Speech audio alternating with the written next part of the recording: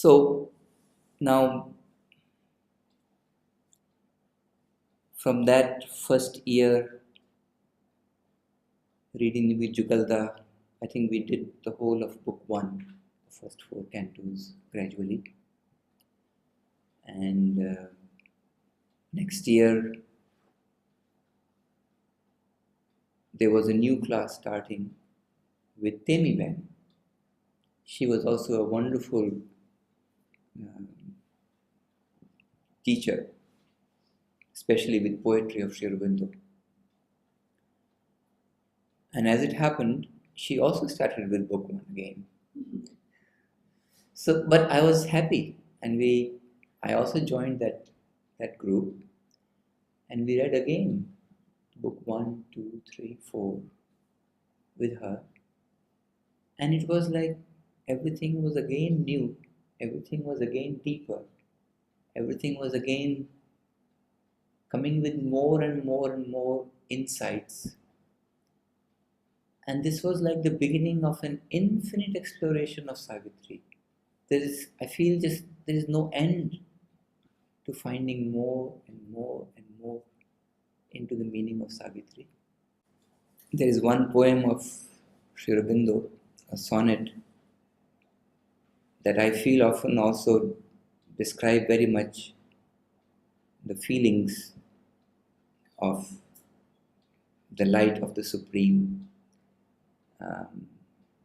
entering, which is again what with Temi Ben, and then I think soon after there was two classes with, one was Sri Aurobindo's poetry and one was Savitri, and I was in both classes and absolutely thoroughly loving Sri Aurobindo's poetries. Most of them were sonnets that we read in that. Let me see if I can. And most of my lovely passages, I would just learn them by heart, and I would keep reciting them again and again. And it was the joy of, again, through that sound passage, so many things would happen. It's not always thinking, that just the music of it and the sound of it. So here goes Sri Aurobindo's sonnet. Light, endless light, darkness has room no more. Life's ignorant gulfs give up their secrecy. The huge, unplumbed depths,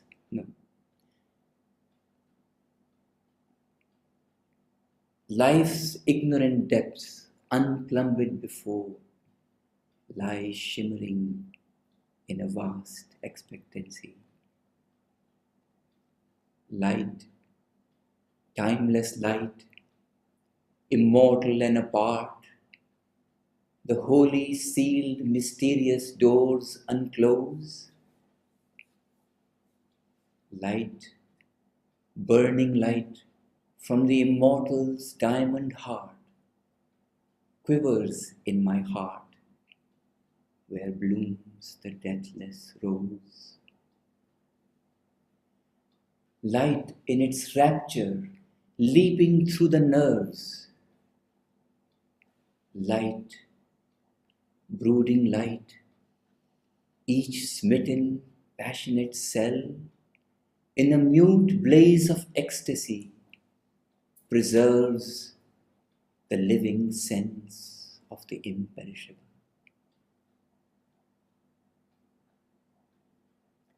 I move in an ocean of stupendous light, joining my depths to his eternal heights. Now this is again a poem that to me brings the essence of the light of the Supreme illumining us and us growing through the light.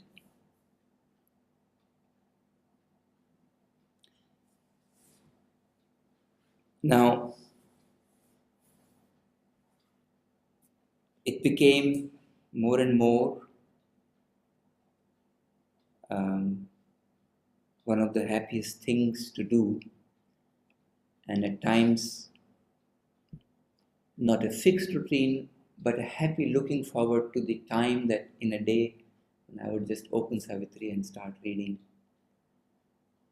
And this was now, school had finished and I was working in the ashram press. But as I say, it was not a fixed rhythm, but Savitri was kind of the thing, like the most enjoyable inner time together to lay myself at the feet of the mother wherever I am and let her light come in. So that was the feeling with which I would open Savitri and start reading. There came a time when came to the debate of love and death, and at that point it's almost gripped me so much that I could not wait to get back to it and start continuing reading, because it was always like, and then what happened? So I was caught up with the thing. So that was a wonderful thing that went on and on for till the end of the book.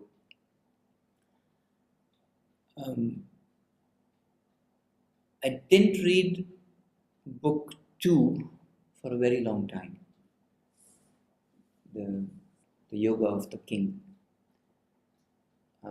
I would read again and again the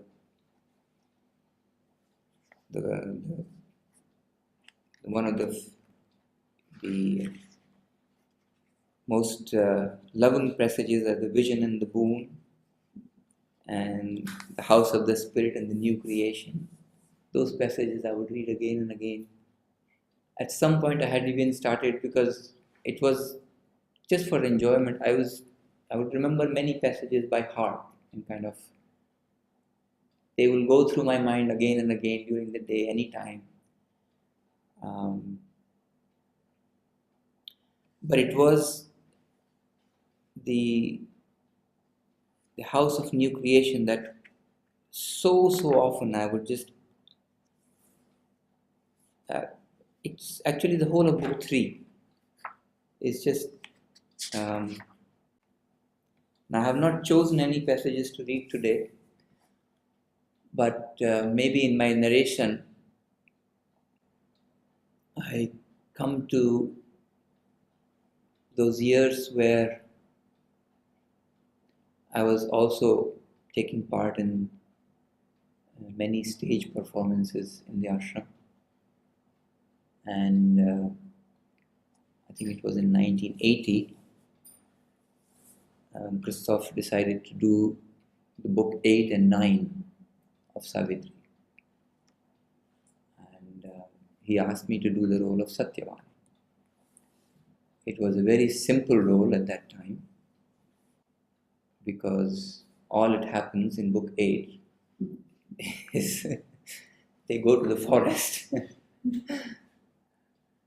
Of course, the role didn't end there, because in book 9, the 3 are walking through the different worlds. So I was also the soul of Satyavan that was walking through the different worlds. But it was a time, and also I think a few years before that they had done this book 3. I was not part of the performance, but just listening through that, it was done on the stage. Naturally there, the main figure is Ashwapati praying to the mother, calling her down. So we listened to that, and I would go home and also read that. And that's what I started very much sort of some sense of, I think it's too presumptuous to say an identification with Satyavan, but let's say my prayer would identify with the prayer of Satyavan to call the mother's manifestation, the divine manifestation into the world. Or rather, I would say, I would aspire through the prayer of Ashwapati for my prayer to offer to the divine. So these are sort of journey through Savitri of our spiritual life, in a way. Growing through Savitri, growing with Savitri, growing into Savitri. One line from that part that I did in 1980 is a line which I don't think there is any other line like that in Savitri. There is one single line in which the word Savitri comes 3 times. Probably you all know it. No? You know it or not? In the single line, the Savitri comes 3 times. You don't know? Simple line. It's Savitri, Savitri, oh Savitri. That's one line of Savitri. That's when he is collapsed and he is about to leave his body. Lean down, my soul, and kiss me while I pass. But, I was thinking, interesting, sometimes we are looking at many details, and look, here is a line of Savitri in which the word Savitri comes 3 times. You cannot put it 4 times because then it'll exceed the pentameter. So maximum you can put is 3 times. So Savitri is 3 syllables. So you got 9 syllables of Savitri, Savitri, Savitri, and just O added makes 10 syllables. It's a full meter. Made me think of, would there be any other line in Savitri where there is more than one Savitri? Perhaps not. Or more than one Satyavan? Perhaps not. I'm now exploring a little bit the kind of things that we are enjoying in our daily readings.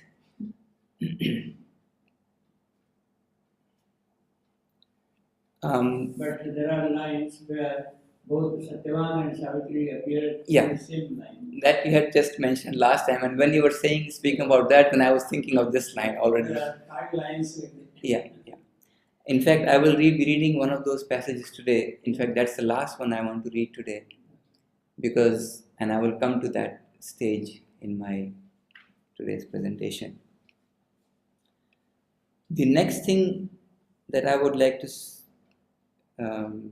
share with you is listening to Mother's Savitri. That for me has been the most beautiful, the most essential, the most magnificent, the most elevating or deepening experience of Savitri is when I hear her reading Savitri. It's like every word comes with torrent of sweetness, of meaning, of light. It's like a torrent of light coming down. And the way in her reading, each word is held, and there is no rush, there is no haste, and it's like she's pouring her love and the meaning and the light of the Supreme through the sound coming down to us. And I was thinking that we had it with us, but Jasmine couldn't see it in our computer anymore. I'm sure you have all Mother's readings, with you in your library. There is a long one. The longest passage that she read is Book 11, Canto 1. And that's one passage that I used to listen again and again. I think it's almost a half an hour long reading, Mother's. It's the longest passage read in one go. Have you heard it or not? You have heard it? You have not heard it? That is something that we couldn't find, and I would really request if one of these classes we could bring that. And that's the passage where the debate of love and death is over. And now the debate has gone over, debate between Savitri and the Supreme in his infinite glory, still asking her, leave this world, come into my infinite peace and wisdom. And she's telling her, no, I have work here to do. And that's the passage in Mother's voice that is just so beautiful. My presentation, I think at this point, probably is simply reading some more passages of Savitri, and that's my sharing with you. Only thing I can say is that it's such an infinite treasure here that no matter which way we approach, there is no end to finding jewels in Savitri.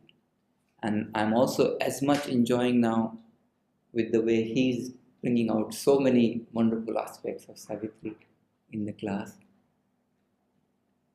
The thing that I wanted to share with you was basically the most essential is this: the way sound, especially Mother's reading, and I think it's our own listening, inner listening to the sound that we can sometimes even hear inside, that often brings me this wonderful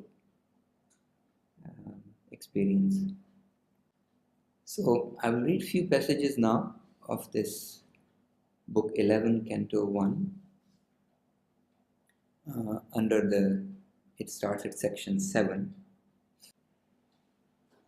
I think her reading starts even earlier, as I am reading now. Yeah, her reading starts even earlier.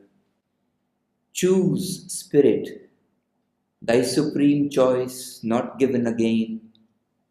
For now from my highest being looks at thee, the nameless, formless peace, where all things rest.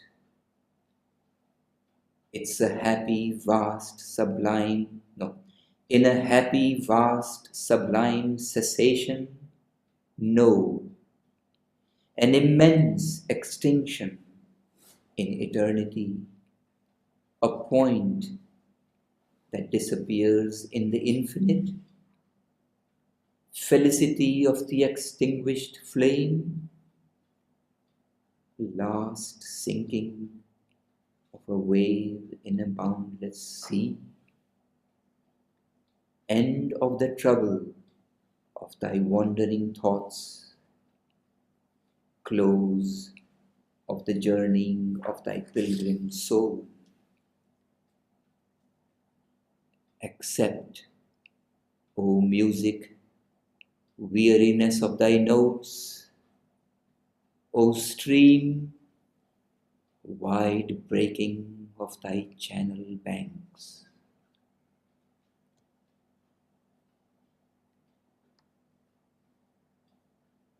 The moments fell into eternity, but someone yearned within a bosom unknown,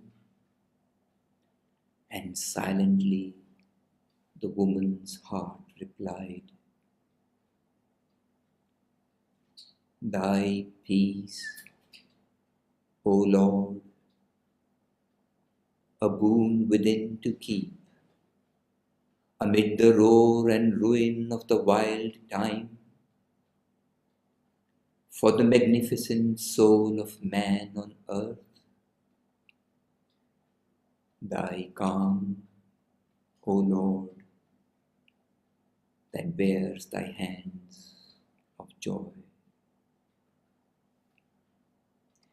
See, these are the passages where each layer that we sort of climb in this debate, and the Supreme sort of gives one higher option and one higher option and one higher option to Savitri. And she brings one greater and greater and greater meaning into the essence of this world. Why this is the world where all the splendors of the divine have to be manifested. And for me, that is kind of the essence of Savitri, is to live the splendors of the divine in this world, in our everyday life.